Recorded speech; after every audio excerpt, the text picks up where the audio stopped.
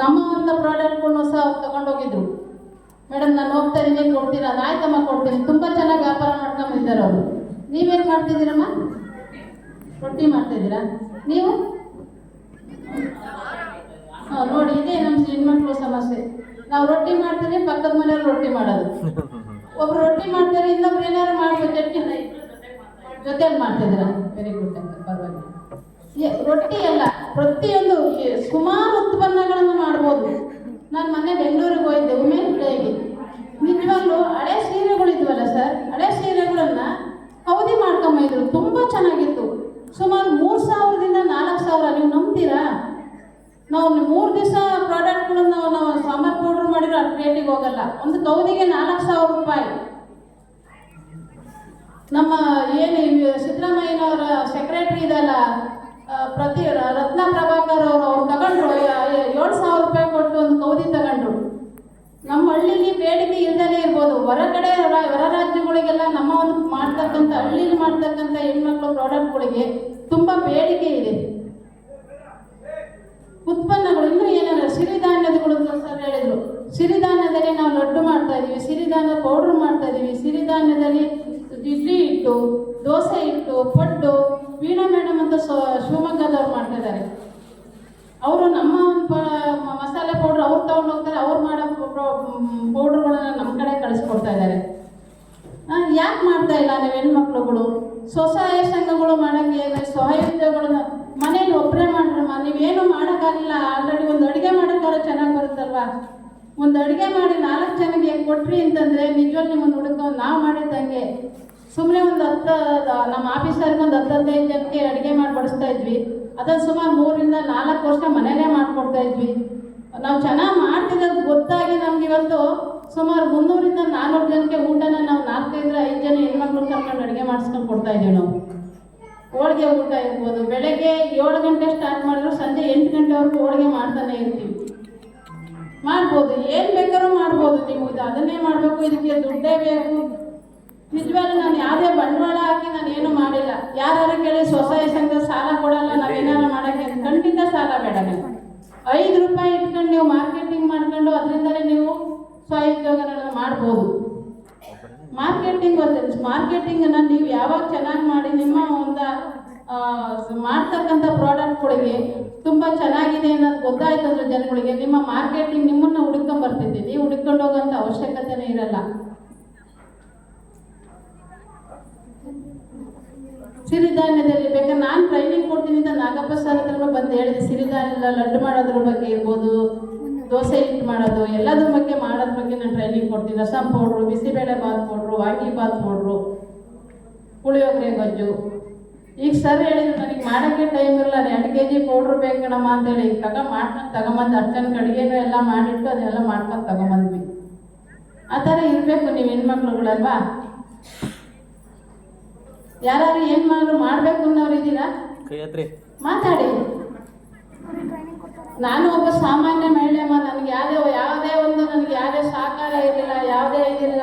ನಾನು ನಿರಪೇಕ್ಷ ಸರ್ ಹತ್ರ ನಮ್ಮ ಮನೆಗೆ ಬಂದಾಗ ನಾನು ಚಕ್ಲಿ ಕೊಟ್ಬೇಳೆ ನಿಪ್ಪಟ್ಟು ಮಾಡ್ತಾ ಇದ್ದೆ. ನನಗೆ ಯಾವ ಸಹಕಾರನೂ ಇಲ್ಲ. ನಾನು ಒಬ್ಬ ತಂದೆ ಮನೆಯಲ್ಲಿ ಉನ್ನತವಾಗಿ ಬೆಳೆದು ಬಂದಂಥ ಮಹಿಳೆ. ಗಂಡನ ಮನೆಗೆ ಬಂದಾಗ ತುಂಬ ಇದು ಅನುಭವಿಸಿದ್ದೀನಿ. ನಾನು ಅದ್ರ ಬಗ್ಗೆ ಹೇಳ್ಕೊಳಕ್ಕೆ ಇಷ್ಟಪಡಲ್ಲ. ನಾನು ಇವಾಗ ಚೆನ್ನಾಗಿದ್ದೀನಿ, ಹಳೆಯದನ್ನೆಲ್ಲ ನೆನಪು ಮಾಡ್ಕೊಳ್ಳೋದು ಬೇಡ ಅಂತ. ನಮ್ಮ ಆಂಟಿ ಹೇಳ್ತಿದ್ದಾರೆ ಪಕ್ಕದ ಮನೆ, ನೀನು ಇಷ್ಟೊಂದು ಬ್ಯುಸಿ ಆದ್ರೆ ತುಂಬ ಕಷ್ಟ ಆಗುತ್ತೆ, ನಾನು ಮಾತಾಡ್ಸೋಕ್ಕೂ ಸಹ ನೀವು ಬರೋಲ್ವಲ್ಲ. ಒಂದು ವಾರಕ್ಕೊಂದ್ಸಲ ಭಾನುವಾರ ಮಾತಾಡ್ಸೋಕೆ ಹೋಗ್ತೀನಿ ಅವ್ರು. ನಮ್ಮ ಆಂಟಿ ಅಂತ ಹೇಳ್ತಿರ್ತಾರೆ, ನಮ್ಮ ಪಕ್ಕದ ಮನೆಯವರು. ಅವರು 21 ವರ್ಷದಿಂದ ನಮಗೆ ಸಪೋರ್ಟಿವ್ ಆಗಿ ನಿಂತಿರೋರು.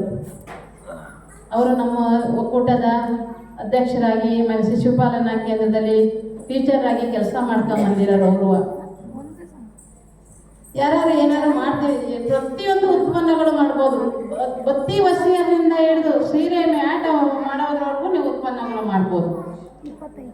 ಯಾರು ಏನಾರು ಮಾಡ್ತಾ ಇದ್ರೆ ಕೇಳಿ ಪ್ರಶ್ನೆಗಳನ್ನ ಕೇಳಿ. ನಾನು ಮಾತಾಡೋದನ್ನೇ ಕೇಳೋದು ಬೇಡ.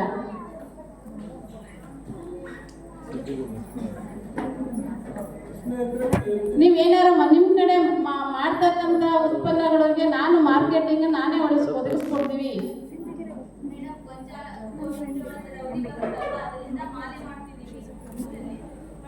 ಸರಿಯಾಗಿ ಮೈಕ್ ಮೈಕ್ ಮೈಕ್ ಮೇಡಮ್. ಅಲ್ಲ ಹ್ಞೂ ತುಂಬ ಚೆನ್ನಾಗಿರುತ್ತೆ. ಅದೇ ಗಂಧದ ಮಾಲೆ ಅಂತ ಹೇಳ್ತಾರಲ್ವಾ, ಆ ಸೇಮ್ ಇರುತ್ತೆ. ಬಟ್ ನಮಗೆ ಮಾರ್ಕೆಟಿಂಗ್ ಇದು ಇಲ್ಲ, ಸೌಲಭ್ಯ. ಮೂರನೇ ವ್ಯಕ್ತಿ ಬಂದು ಅದನ್ನ ಬರೀ 20 ರೂಪೀಸ್ ಹೋಯ್ತಿದೆ. ಸ್ವಲ್ಪ ಹೇಳ್ತೀನಿ ನೋಡ್ರಿ, ಮಾರ್ಕೆಟಿಂಗ್ ಸೌಲಭ್ಯ ಇಲ್ಲ ಅಂತ ಹೇಳ್ಬೇಡಿ. ನಿಮ್ಮೂರಾಗೆ ಅನೇಕ ಗ್ರಾಮ ಪಂಚಾಯತಿಗಳಲ್ಲಿ ಫಂಕ್ಷನ್ಗಳು ನಡೀತವೆ. ಸುಮಾರು ಯಾವ್ಯಾವ ತಾಲೂಕ್ ಪಂಚಾಯತಿ ನಡೀತವೆ. ಅಲ್ಲಿ ಹಾರಗಳನ್ನ ಮಡಿ ಹಾರಗಳನ್ನ ತಗೊಂಬರ್ತಾರೆ ಹೋಗಿ. ನೀವು ಸ್ವಸಹಾಯ ಸಂಘ ಹೋಗಿ ಕೇಳಿ, ಸರ್ ನಾವು ಈ ಥರ ಹಾರ ಮಾಡ್ತಿದ್ದೀವಿ, ಅಲ್ಲಿ ತಗೋಬೇಡಿ, ನಾವು ಈ ರೇಟಲ್ಲಿ ಮಾಡಿಕೊಡ್ತೀವಿ ಅಂತ. ಖಂಡಿತ ಮಾರ್ಕೆಟಿಂಗ್ ಇದೆ. ಅಂಗಡಿಗಳಿಗೆ ಕೊಡಿ, ಹೋಲ್ಸೇಲ್ ರೇಟಿಗೆ ಕೊಡಿ. ಡೈರೆಕ್ಟ್ ಹೋಗಿ ಅಂಗಡಿಗಳಲ್ಲಿ ಮತ್ತೆ ಇದರಲ್ಲಿ ನಾವು ನಿಮ್ಮ ಊರಲ್ಲೇ ನೀವು ಮಾರ್ಕೆಟಿಂಗ್ ಫಸ್ಟ್ ಮಾಡಿ. ಖಂಡಿತ ತಗೊಂಡೋಗ್ತಾರೆ. ಖರ್ಚು ಏನಿಲ್ಲ ಸರ್, ನಮ್ಮ ಕೂಲಿ ನಮ್ಮ ಪಾಯಿಂಟ್ ಅಂತ 20 ರೂಪಾಯಿ ಹೋಗ್ತಾ ಇದ್ರಲ್ವಾ, ಈಗ ಆರ ಮಾಡಿಗೆ ದುಡ್ಡು ಖರ್ಚು ಎಷ್ಟಂತ ಇದೆ? ಖರ್ಚು ಏನಿಲ್ಲ ಸರ್, ಬೆಳೀತಿದ್ದೀವಿ ನಾವೇ. ಶೂರ್ ಅಲ್ವಾ? ಫಸ್ಟ್ ಮಾರ್ಕೆಟ್ ಬರೋರು ಆಮೇಲೆ ಆಗ್ತದೆ.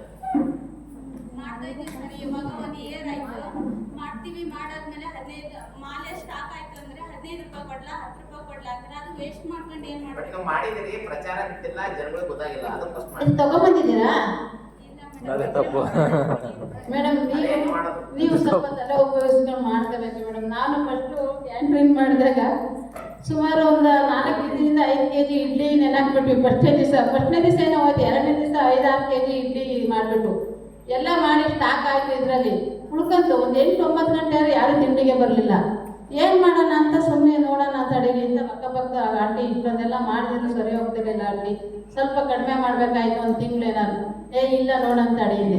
ಅಲ್ಲಿ ಪಕ್ಕ ಶಿವಕುಮಾರ್ ಹಾಸ್ಪಿಟ್ಲ್ ಅಂತ ಇದೆ ಸರ್, ಅಲ್ಲೇ ತಗೊಂಡು ಹೋದೆ. 8 ಗಂಟೆ ಆಯಿತು. ಎಲ್ಲರಿಗೂ ಇಡ್ಲಿ ಚಟ್ನಿ ಬೇಕಾ ಅಂತೇಳಿ ಅಲ್ಲೋ ನಮಗೆ ಸಿಸ್ಟ್ರುಗಳೆಲ್ಲ ಪರಿಚಯ ಇತ್ತು. ಅಲ್ಲಿ ಹೋಗಿ ಇನ್ನೂ ಒಂದು ಡಬ್ಬಿ ಇದ್ರು ಇಡ್ಲಿ ಖಾಲಿ ಆಗವು. ಆ ಥರ ನಿಮಗೆ ಎಲ್ಲೆಲ್ಲಿ ಮಾರ್ಕೆಟಿಂಗ್ ಸಿಗುತ್ತೆ ನೀವು ತಲೆ ಉಪಯೋಗಿಸ್ಕೊಂಡು ಮಾಡಬೇಕು ಮೇಡಮ್. ಇಡ್ಲಿ ಚಟ್ನಿ ಎಲ್ಲ ಖಾಲಿ ಮಾಡ್ಕೊಂಡು ದುಡ್ಡು ಮಾಡ್ಕೊಂಬಂದ್ವಿ. ನೀವು ಮಾರ್ಕೆಟಿಂಗ್ ಮಾಡ್ತಾ ಯಾವುದು ಫಸ್ಟ್ ಗೊತ್ತಾಗಲ್ಲ, ಲಾಸ್ ಆಗುತ್ತೆ ನಿಮಗೆ. ನೀವು ಅದನ್ನು ಉಪಯೋಗಿಸ್ಕೊಂತ ಮಾಡ್ಬೇಕು. ಅದು ಎಲ್ಲಿ ಹೋಗಿ ಮಾರ್ಕೆಟಿಂಗ್ ಮಾಡ್ಬೋದು, ನಾವು ಎಲ್ಲಿಗೆ ಹೋದ್ರೂ ಸರಿ ಹೋಗುತ್ತೆ. ಅದನ್ನು ನಾವು ಹೂವಿನ ಹಾರಗಳು ಎಲ್ಲಿ ಮಾರ್ಕೆಟಿಂಗ್ ಮಾಡ್ಬೋದು. ಅದ್ರ ಜೊತೆಗೆ ಇನ್ನೂ ಒಂದು ಏನಾದ್ರು ಮಾಡ್ಕೊಳ್ಳಿ.